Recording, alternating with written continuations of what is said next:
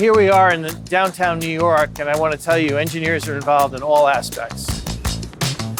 Civil engineers have played a vital role in the subway system design, all the infrastructure for steam and heat, various other aspects under the ground. Soil mechanics, understanding the nature of the soil to be able to hold its massive weight. The whole ventilation system in the building is done by mechanical engineers. Most of this glass was designed by ceramic engineers to hold the pressure difference between outside and inside. The design of the systems that allow your computer to be hooked up. All of that is done by electrical engineers and network engineers. This entire city was created because of the work of engineers building practical solutions. Hi, my name is Bill Woodburn, and I want to welcome you to this lab from the entire team of Engineering Tomorrow. In case you haven't heard of us before, here at Engineering Tomorrow, we work to expose students like you to the amazing field of engineering.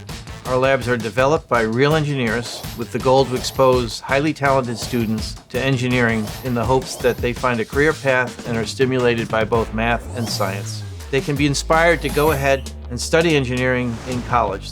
The whole goal is to expose students to engineering and give them a feel for how iteration is important in design with trial and retrial, and to help them get a sense of what engineers do and how they use math and science. These labs have and will continue to increase the number of high school students who pursue engineering degrees and help change the demographics of the engineering workforce. In 2019, women engineers only made up 14% of the workforce, while underrepresented racial and ethnic groups made up 13%. By exposing more young people and underrepresented groups to engineering, we are working towards changing this demographic.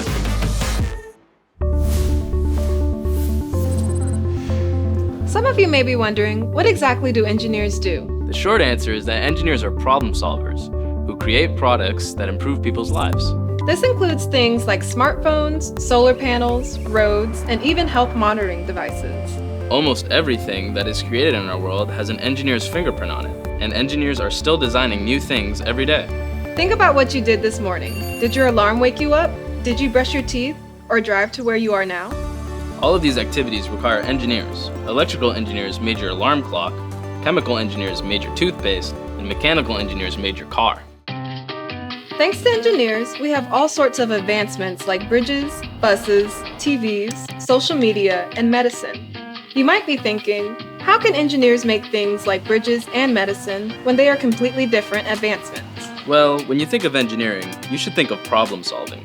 Engineers create products to solve a problem. However, there are various engineering disciplines that solve specific problems, meaning the same engineer probably won't help build a bridge and develop a new medicine, though they will use similar design processes to tackle the problems in their field. For example, electrical engineers design devices and systems that use electricity, like this electric car. Civil engineers use physics to create infrastructure that we use every single day. Building stable structures, things like bridges and tunnels. Mechanical engineers work with math and physics to design and construct mechanical systems. Aerospace engineers innovate to protect this world and to explore the world beyond, like here at NASA. Software engineers design and build software and applications to improve people's lives around the world.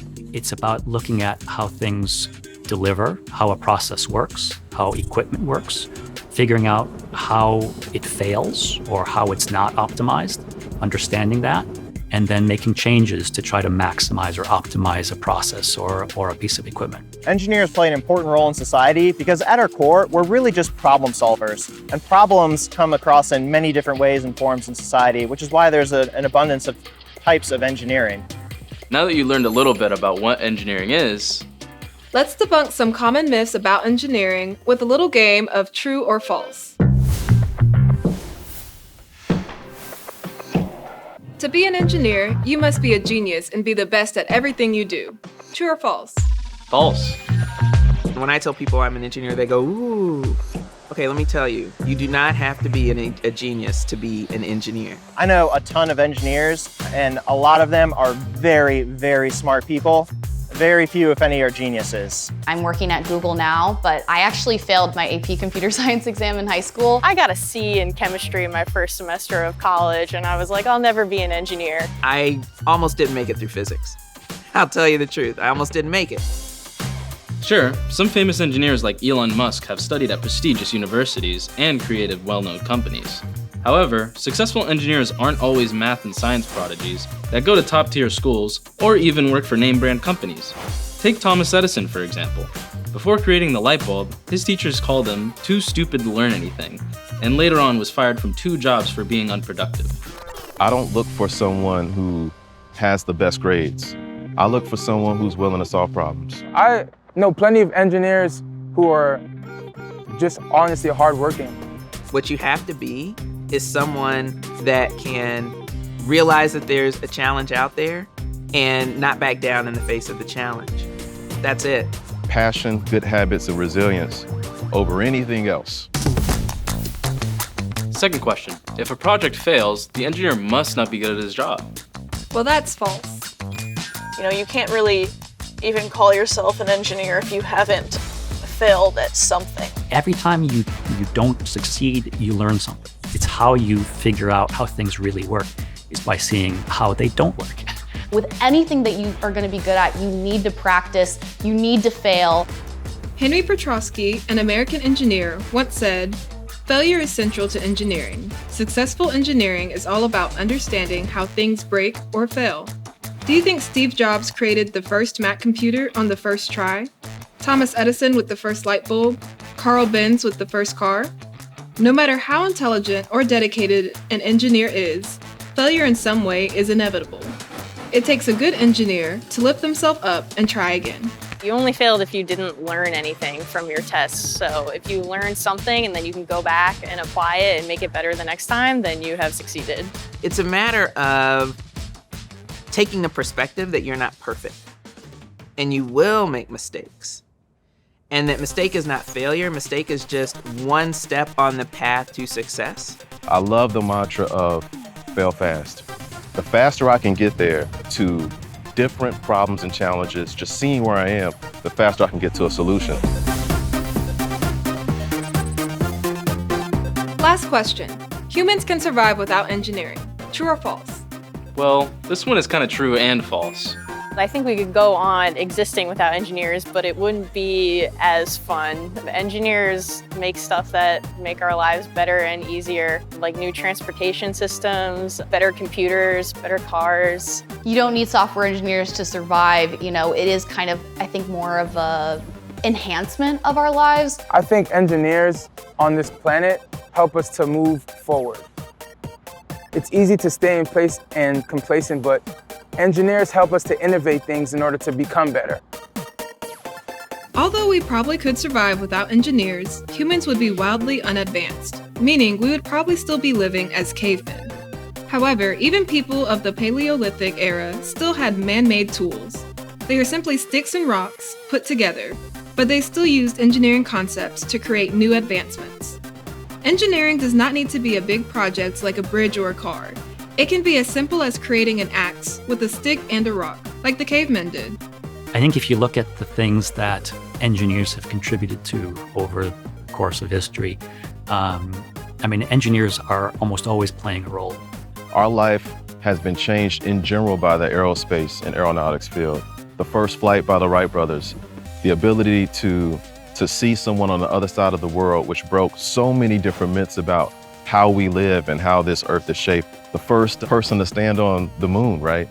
Weather, right? Hurricanes, and being able to anticipate those so someone can get out of the community in time and be safe and be whole and get to their family. I'm happy to be one person that contributes to it, just one small piece. And I'm hoping that you all as students are happy as well. We need you. You're the future. We need you so bad. And Engineering Tomorrow is trying to make that happen for you. So I'm happy to be a part of that team as well. NASA's trying to make that happen for you as well. I got to represent them. If you think some of these topics are interesting to you, you should look into engineering. But why should you choose engineering? Sure, some people consider engineering for the competitive salary. But here's some more reasons on why you should choose engineering.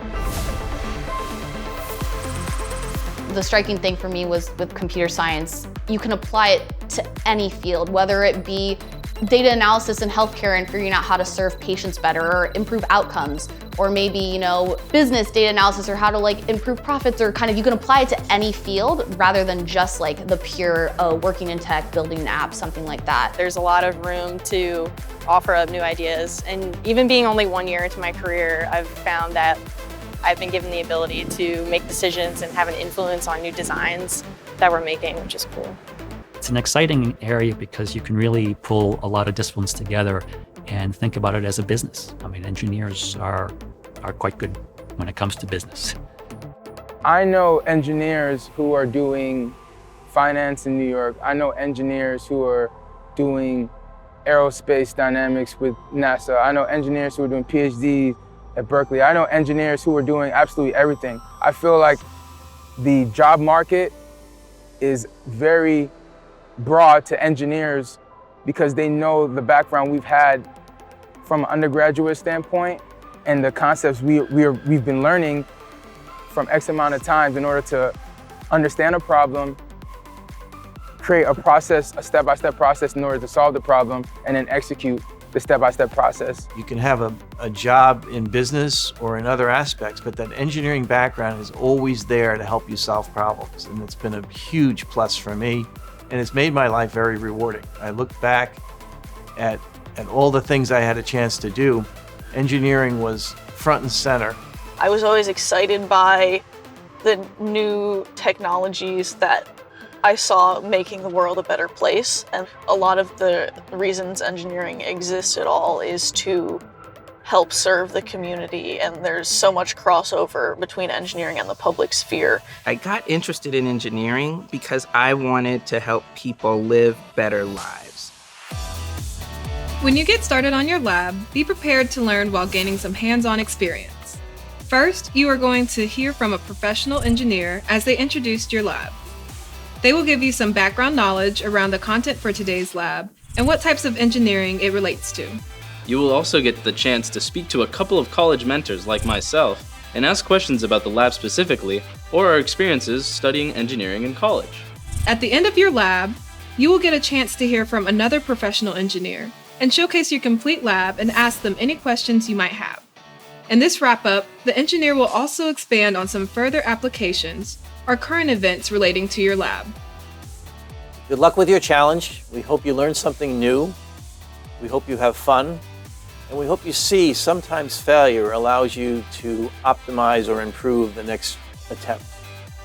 So let's get on with the lab.